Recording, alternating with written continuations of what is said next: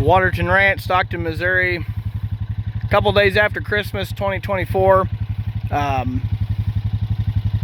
Giving the cows a little bit of hay, just as kind of a supplement to the Milo that they're grazing back there. It's kind of far off, I don't know if you can see it. But I want to give some people something to think about. So I only start the tractor about once a week or once every other week, depending on how good or bad the weather is. If the weather's good, then I just do a load a week and bring it out here and set it out. And what I do is I put it up here at the top corner of the field, put a reel around it, and I take the net wrap off and set the bales such that I can hook onto them with this bale unroller that I made and unroll them with the four-wheeler. Saves me a lot of time, saves me from having to start the tractor every day, saves me from having to worry about cold weather, whether I can get the tractor started or not, or there's something broke or a flat tire. So you eliminate numerous things of what could happen. Worst case scenarios, you come in, tractor won't start, whatever. And so doing this ahead of time, watch your weather. It's kind of rainy today, but it's supposed to get cold here next week, I think. And I think probably later on, or maybe early next week, I'll bring probably 2 loads of hay up here, probably 14, 15 bales, and set them out, take the net wrap off of them, get them set up, just get ready for the cold weather. And it increases your flexibility to it just increases your flexibility. You don't have to, you're not beholden to do anything, or you don't have to feed hay today. You don't have to do this, don't have to do that. The more flexibility you can keep in your winter feeding plans, the better, I think. There's no such thing as too much flexibility. If you've got 3 different feed, we've got 2 different feed sources, so we've got enough hay to kind of supplement here and there, and in case of a bad weather event, we can feed all hay if we absolutely have to for a week or 2.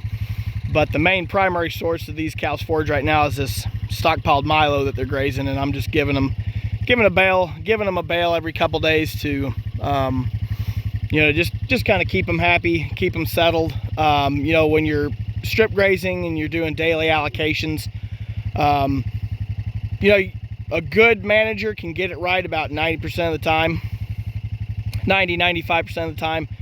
So having some hay on hand just in case, as you graze through some winter stockpile, there's always things that come up. There's ice, snow, rain, and mud. All those things affect utilization. So even if you're a good manager and you can get the allocation down to the foot, you can get the allocation down really tight, you're still going to have fluctuations in utilization rate, because the cows might muddy stuff up. They can't eat all the forage because there's either mud or snow or ice or wet or whatever. And so it's good to have, like I said, it's good to have some flexibility in your winter feeding plan. Have a little hay like this, just in case. Like I said, this morning it's raining. I don't know if you can see it. It's kind of spitting rain this morning. And I let the cows in the Milo this morning, and you can kind of tell the ground's muddy. They were going to probably muddy it up a little bit.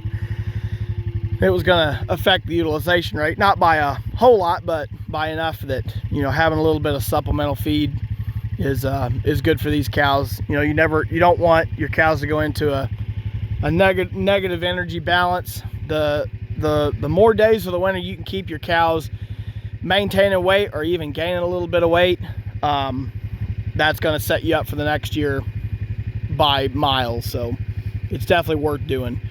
I don't mind making cows work.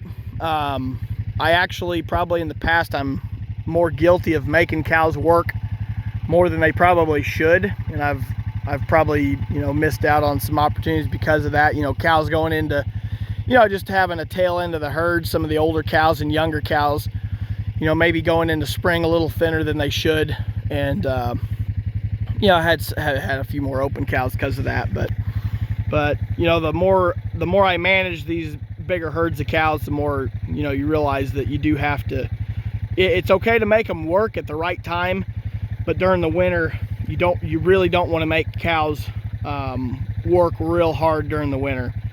You should make them work, but you shouldn't make them, you know, stand there with no feed for half a day, you know, or whatever. It's one of those things where you gotta understand what you're feeding them, how much you're feeding them, how full they're getting, you know, are they meeting their caloric intake, are they getting enough protein, that kind of stuff.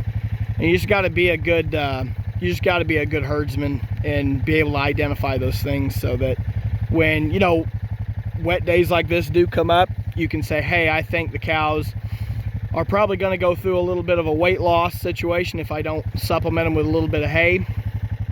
And it's not great quality hay, it's just forage, you know, it's just fiber, and it's just decent hay. So you know, you just got to be a good herdsman and keep your eye on that stuff and be able to recognize that. It takes a while to learn how to recognize things like that. You know, you just got to be very observant. Go check your cows, go check your herd 2-3 times a day.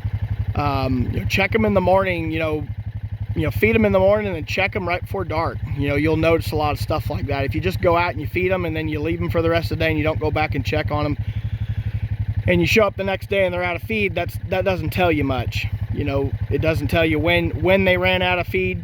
You know, they could have ran out of feed 2 hours after you left the field, in which case you come back and they're hungry, you know. So yeah, you just gotta be a good observer and notice stuff like that. So I'm gonna get out of this rain. It's no fun. These cows will be in good shape, but I need to go hunt up a rain jacket.